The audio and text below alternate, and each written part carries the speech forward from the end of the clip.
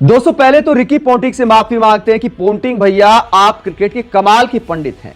हमने आपका मजाक उड़ाया, उसके लिए हम माफी चाहते हैं। आपको अहंकारी बताया, बड़बोला बताया। हम अपने शब्द वापस लेते हैं और आज से आपको क्रिकेट का सबसे बड़ा पंडित मान लेते हैं। पोंटिंग ने सीरीज की शुरुआत से पहले कहा था कि ऑस्ट्रेलिया 3-1 से जीतेगा और ऑस्ट्रेलिया 3-1 से जीत गया। पोंटिंग ने कहा था कि एक टेस्ट मैच यहां वहां इंडिया जीतेगा, एक आध मैच ड्रॉ हो जाएगा, बाकी मैच ऑस्ट्रेलिया जीतेगी। एक बात रिकी पोंटिंग की सही साबित हुई। बस हुआ यह था कि पहला मैच इंडिया जीत गई तो उसके बाद हमने पोंटिंग को बड़बोला बता दिया और पोंटिंग का मजाक उड़ा दिया। पोंटिंग भी थोड़ा डर गए थे, लेकिन उसके बाद टीम इंडिया डरा डरा खेली, पूरी सीरीज में डर कर खेलती रही और आखिरकार 3-1 से हार गई। लंबे समय बाद ऑस्ट्रेलिया ने बॉर्डर गावस्कर ट्रॉफी जीती है तो उनको मुबारक हो। अब आते हैं मेन मुद्दे पर कि आखिरकार हारे क्यों। 2.5 बल्लेबाज और 2.5 गेंदबाजों की टीम आखिरकार 5 मैचों की टेस्ट सीरीज कैसे जीत सकती है? इस हार के सबसे बड़े 3 गुनहगार हैं रोहित शर्मा, विराट कोहली और गौतम गंभीर। 2 बड़े बल्लेबाज और टीम इंडिया के हेड कोच, जिन्होंने टीम का एक तरह से आप कह सकते हैं कि बेड़ा गर्क कर दिया है। भारत की टेस्ट टीम इस सीरीज में एक्सपोज हो गई है। सीधे सीधे बात करेंगे, ना किसी खुन्नस है। रोहित शर्मा का मैं बहुत बड़ा फैन हूं, विराट कोहली का तो उससे भी बड़ा फैन हूं। मैं तो यह भी मानता हूं कि खेल पर जो इंपैक्ट है उसके मामले में, मैच जिताने के मामले में सचिन से भी बड़े बल्लेबाज है विराट कोहली। लेकिन कोई बड़ा बल्लेबाज हुआ है तो इसका मतलब यह नहीं कि हमेशा उसका जमाना होता है। सही को सही और गलत को गलत कहने में यकीन रखते हैं। पहले बात करते हैं रोहित शर्मा की। दोस्तों कल जो खेल खेला गया, कल हमने कुछ नहीं बोला कि चलो देखते हैं मैच में क्या होता है। आज जब इंडिया हारी है तो मैं वो सच्चाई आपको बताने को मजबूर हूं। आप सच माने ना माने, क्योंकि हर किसी की एक फैन फॉलोइंग है, फैन क्लब है। लोग जो है आंख मूंद कर क्रिकेटर्स को पूछते हैं, लेकिन हकीकत क्या है कि रोहित शर्मा का कल जो पीआर गेम खेला गया वो बेशर्मी की इंतहा नजर आता है। मतलब इंडिया मैच हारने जा रहा है, ज्यादा संभावना इस बात की थी कि इंडिया मैच हारेगा। और सोशल मीडिया पर क्या चल रहा है, महान कप्तान, सेल्फलेस कप्तान, कमाल कर दिया। रोहित शर्मा की पीआर का ऐसा बेशर्म गेम क्रिकेट का बाजार खेल रहा है। यह सब कुछ इत्तेफाक नहीं था कि यार रोहित शर्मा के लिए किसी ने कुछ फील किया और बोल दिया। यह सब पीआर का शुद्ध गेम था। रोहित शर्मा इंटरव्यू देते हैं, अचानक फरहान अख्तर, विद्या बालन ये सब सोशल मीडिया पर पोस्ट करने लगते हैं। बड़े बड़े क्रिकेटर्स पोस्ट करने लगते हैं। ट्रेंड चलाया जाता है कि सेल्फलेस कप्तान, रोहित शर्मा ने कमाल कर दिया। इसे कहते हैं टीम के लिए कुर्बान हो जाना। तमाम न्यूज चैनलों पर यह खेल शुरू हो जाता है और यह खेल इत्तेफाक नहीं था। यह है क्रिकेट के बाजार का कमाल। हालांकि बहुत सारी पब्लिक इस बात को लेकर भी मजाक बना रही है कि फरहान अख्तर और विद्या बालन ने रोहित शर्मा के लिए इंस्टाग्राम पोस्ट तो कर दिया, लेकिन दोनों इंस्टाग्राम पर रोहित शर्मा को फॉलो तक नहीं करते। यहां तक कि विद्या बालन तो यह भी कह चुकी हैं कि वो ज्यादा क्रिकेट नहीं देखती हैं, बस सचिन तेंदुलकर को बड़ा बल्लेबाज मानती हैं। मान लिया रोहित शर्मा बड़े बल्लेबाज हैं, महान कप्तान है, मैं इस बात से इंकार नहीं करता, लेकिन फिर कहता हूं कि हर किसी का एक दौर होता है। रोहित शर्मा बिल्कुल टीम से ड्रॉप होना डिजर्व करते थे। रोहित शर्मा आगे टीम में चुना जाना भी डिजर्व नहीं करते अगर खुद को साबित करके वापस नहीं आते हैं। डोमेस्टिक क्रिकेट खेलिए, खूब रन बनाइए, उसके बाद टीम में आइए। लेकिन ये पीआर गेम जब इंडिया हार रहा है और आप अपना पीआर गेम चला रहे हैं, ये सब कुछ ऑर्गेनाइज्ड होता है, ये सब कुछ कराया जाता है। ये ट्वीट, ये सोशल मीडिया पोस्ट, ये कराए जाते हैं। 2 सिनारियो मैं आपको बताता हूं। ये जो कहा जा रहा है कि यार रोहित शर्मा ने एक महान फैसला लिया, रोहित शर्मा ने बहुत चालाक फैसला यहां पर लिया है। इस बात की क्या संभावना थी कि सिडनी टेस्ट मैच में क्या परिणाम निकलेगा? टीम इंडिया जीत जाती तो उसे चमत्कार माना जाता। इसका मतलब यह था कि ऑस्ट्रेलिया के जीतने की संभावना ज्यादा थी। अगर रोहित शर्मा खेलते, बल्ले से रन नहीं आ रहे थे, नाकाम रहते, इंडिया हारती, उसके बाद क्या होता रोहित शर्मा का? किस मुंह से आखिरकार क्रिकेट फैंस का सामना करते? यह आरोप लगता कि एक कप्तान ने अपनी जगह बनाए रखने के लिए, अपनी फॉर्म पाने के लिए इंडिया को बॉर्डर गावस्कर ट्रॉफी हरा दी, अब खुद को ड्रॉप कर दिया। तो क्या खबरें बन रही हैं कि देखिए भैया रोहित शर्मा ने तो सेल्फलेस कप्तानी की थी, अब हार गए तो क्या? तो अपना चेहरा बचाने के लिए रोहित शर्मा ने मजबूरी में यह फैसला लिया था। कोई महान फैसला नहीं था, बहुत दिमाग से लिया गया फैसला था। रोहित शर्मा का मजबूरी में लिया गया फैसला था। उसके बाद बयान सुनिए यार, लैपटॉप लेकर, पेन लेकर, फला फला फला। आपसे 10 की एवरेज से रन नहीं बन रहे, एक सीरीज चल जाता है, 2 सीरीज चल जाता है, तीसरी सीरीज में भी अगर आपसे 10 की एवरेज से रन नहीं बन रहे तो फिर आखिरकार सब क्यों नहीं बोलेंगे। जब किसी खिलाड़ी की उम्र हो जाती है, जब किसी के पैर चलना बंद हो जाते हैं, जब कोई बच्चों की तरह आउट होना शुरू हो जाता है, तो उसके बाद इस तरह की बातें होती हैं। कई बार क्या होता है कि खराब दौर होता है, अच्छी गेंद पर बल्लेबाज आउट हो जाए, चल जाता है, कई बार लंबा भी चल जाता है। कहा जाता है कि जब बुरा दौर आता है तो ऊंट पर चढ़े हुए आदमी को भी कुत्ता काट लेता है, तो वो बात अलग है। लेकिन आप जिस तरीके से आउट हो रहे थे, ऐसा लग रहा था कि आपका दौर बीत चुका है, आपका फुटवर्क काम नहीं कर रहा। अब भैया भारत में आएंगे, इंग्लैंड के खिलाफ सीरीज होगी, ओडीआई सीरीज अब खेलेंगे रोहित शर्मा, रात में मैच होंगे, औस पड़ेगी, गेंद लप्पा लप बल्ले पे आएगी, कितने भी रन बना सकते हैं। फिर कई कहेंगे भैया ये तो रोहित शर्मा के पीछे पड़े थे, देखिए रोहित शर्मा ने जवाब दे दिया। इसे जवाब देना नहीं कहते, जवाब देना होता तो बॉर्डर गावस्कर ट्रॉफी में ही रन बनाते। मैं नहीं कहता कि रोहित शर्मा के बल्ले से अब आगे कभी रन नहीं आएंगे।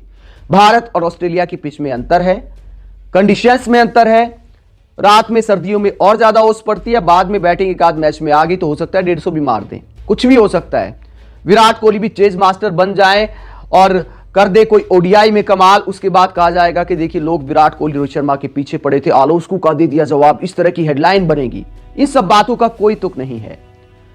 कप्तान के तौर पर हम न्यूजीलैंड से 3-0 से हारे हैं, मतलब कितनी बड़ी ऐतिहासिक हार है, उसके बावजूद पीआर का गेम चल रहा है। मतलब इससे बड़ी बेशर्मी क्या हो सकती है। बॉर्डर गावस्कर ट्रॉफी हम कितने लंबे अरसे के बाद हारे हैं। रोहित शर्मा की कप्तानी में हम कितने टेस्ट मैच हार चुके हैं लगातार, उसके बावजूद भी महान बताया जाता है। मतलब ये कमाल का गेम है और ये है क्रिकेट के बाजार का कमाल। अगर रोहित शर्मा बड़े बल्लेबाज हैं तो चेतेश्वर पुजारा रोहित शर्मा से बड़े बल्लेबाज हैं टेस्ट मैचों की। उनके लिए आखिरकार इस तरह का पीआर क्यों नहीं किया किसी ने। जब चेतेश्वर पुजारा को बाहर किया गया तो किसी फिल्म स्टार ने पोस्ट क्यों नहीं किया। रोहित शर्मा से बहुत बड़े बल्लेबाज है चेतेश्वर पुजारा टेस्ट मैचों के, लेकिन बाजार का बड़ा चेहरा है रोहित शर्मा, क्योंकि खेल के तीनों फॉर्मेट खेलते हैं, ओडीआई भी खेलते हैं, T20 वर्ल्ड कप हमें जिताया, नायक थे, ओडीआई वर्ल्ड कप के हीरो थे रोहित शर्मा, बिल्कुल इस बात में कोई दो राय नहीं है। लेकिन हर हीरो का भी एक दौर होता है क्रिकेट में, लेकिन टेस्ट मैचों में उनके जो आंकड़े हैं उसके बाद टीम में जगह नहीं बनती है, ये सच्चाई है। उसके बाद कहते हैं कि भैया 5-6 महीने बाद रन आएंगे। मतलब प्लान ये है कि अब इंग्लैंड के खिलाफ जो सीरीज होगी, जहां ड्यूक बॉल से सीरीज होती है और ज्यादा स्विंग करती है, क्या वहां पर जाकर फजीहत करानी है, क्या टीम इंडिया को सेलेक्ट करना चाहिए।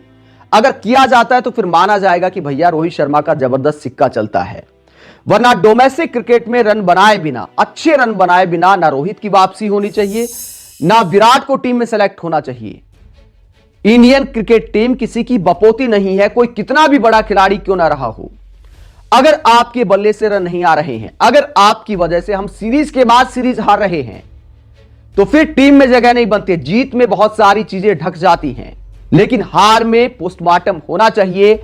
सुनील गावस्कर का बयान मैं याद दिलाता हूं, बहुत बड़े लीजेंड है, इलाज होना चाहिए, पीआर के चक्कर में नहीं फंसना चाहिए। भैया हकीकत देखिए कि हकीकत क्या है। रोहित शर्मा के बाद आते विराट कोहली पर, जबरदस्त सुपर फिट खिलाड़ी हैं, इस उम्र में भी युवाओं को फेल करते, इस बात में कोई दो राय नहीं है। भारत के लिए बहुत कुछ किया है, भारत की टीम बनाने का काम किया टेस्ट मैचों की, उसके लिए उन्हें सलाम करते हैं।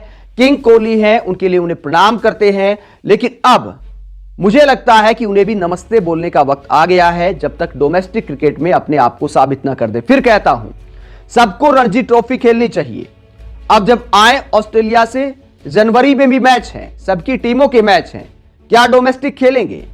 युवाओं को बड़ी फटकार लगाई गई थी, भैया श्रेयस अय्यर, ईशान किशन, सबको साफ बोल दिया गया था, सजा दी गई थी कि भैया डोमेस्टिक को नजरअंदाज कर रहे हो, चलो एक्शन लेते हैं, टीम से बाहर करते हैं, पहले डोमेस्टिक को सीरियस लो, वहां पर खेलो, फिर टीम में वापसी के बारे में सोचा जाएगा।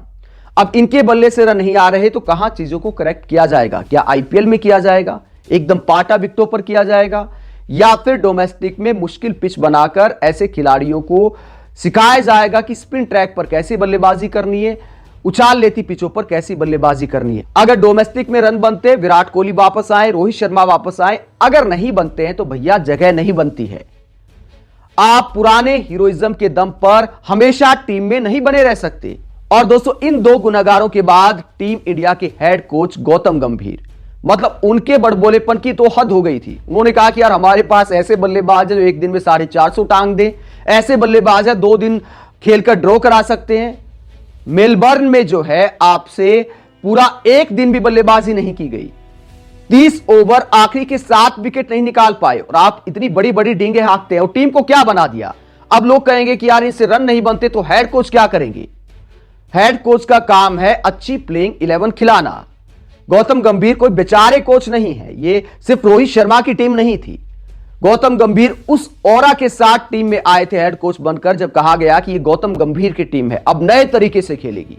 दोस्तों, गंभीर के कोच बनने के बाद आपने कई अजीबोगरीब फैसले देखे होंगे, जैसे रविंद्र जडेजा को मिडिल ऑर्डर का बल्लेबाज बना दिया। मतलब अजिंक्य रहाणे जैसे बल्लेबाज का रिप्लेसमेंट आपको रविंद्र जडेजा नजर आता है। ऊपर से जायसवाल, केएल राहुल आउट हो जाए तो बल्लेबाजी खत्म, बुमराह बाहर हो जाए तो फिर गेंदबाजी खत्म। दूसरी पारी में जैसे ही बुमराह बाहर हुए 162 का स्कोर बचाना नामुमकिन हो गया। बहुत सारे लोगों ने टीवी बंद कर दिया कि भैया अब कुछ नहीं है। कल उम्मीद थी कि 50 रन और जोड़ ले तो शायद कोई चमत्कार हो जाए, लेकिन होना वही था जो ये टीम डिजर्व करती है। इस टीम में इतना टैलेंट नहीं है कि ऑस्ट्रेलिया में इतनी टक्कर दे सके। अकेले बुमराह ने लड़ाई लड़ने का काम किया, वरना इससे भी बुरा हाल होता। हम पहला मैच भी हारते अगर बुमराह नहीं होते। तो बुमराह ने एक मैच जिताया, उसके लिए उन्हें थैंक यू। एक चैंपियन गेंदबाज को इस पूरी टीम ने मायूस किया है। यह सीरीज ऑस्ट्रेलिया जीता, उससे ज्यादा मुझे लगता है कि यह सीरीज भारत हारा है। ऑस्ट्रेलिया की बल्लेबाजी ने भी पूरी सीरीज में कोई बहुत ज्यादा झंडे नहीं गाड़े। जसप्रीत बुमराह ने पूरी सीरीज में ऑस्ट्रेलिया से लड़ने का काम किया, लेकिन हमारी बल्लेबाजी ने विराट कोहली, रोहित शर्मा, शुभमन गिल सबने मायूस किया। यार 5 मैच में से एक आध मैच में तो चल जाते। पर्थ में आपने बहती गंगा में हाथ धो लिए। जायसवाल, राहुल ने अच्छी शुरुआत दी, विराट कोहली ने सेंचुरी मार दी, थोड़े आसान हालात हो गए थे। बाकी के 4 मैचों में एक मैच में भी किसी का बल्ला नहीं चला। मैंने शुरुआत में कहा कि 2.5 गेंदबाज और 2.5 बल्लेबाज, जायसवाल और राहुल बल्लेबाज, कोई एक आध चला जाए तो उसको आप आधा बल्लेबाज मान सकते हैं। गेंदबाजी में जसप्रीत बुमराह बाहर हुए तो 2 गेंदबाज बच गए आपके पास, प्रसिद्ध कृष्णा और मोहम्मद सिराज। उनसे लंबे लंबे स्पेल आज आपने कराए। तीसरा आपके पास प्रॉपर गेंदबाज ही नहीं था, क्योंकि नीतीश रेड्डी इतना इंपैक्ट वाली गेंदबाजी भी नहीं करते कि उनको आप पूरे गेंदबाज के तौर पर मान लें। स्पिन गेंदबाजी के लिए जैसी उम्मीद थी वैसा सिडनी में कुछ नहीं हुआ। तेज गेंदबाज के लिए शानदार पिच बनाई गई और वहां पर एक बेहतर टीम जीती है, इस बात में कोई दो राय नहीं। चुके हुए कारतूस हार गए और आप कह सकते हैं कि बड़ी बेशर्मी से तेरे कूचे से हम निकले। ऑस्ट्रेलिया टूर का यही सार है। आप ऑस्ट्रेलिया में इस हार के बाद पीआर के गेम को लेकर क्या सोचते हैं? क्या विराट कोहली, रोहित शर्मा, गौतम गंभीर इस हार के सबसे बड़े जिम्मेदार नहीं हैं? कमेंट बॉक्स में अपनी राय जरूर दें। साथ ही देखते रहिए पब्लिक मीटर।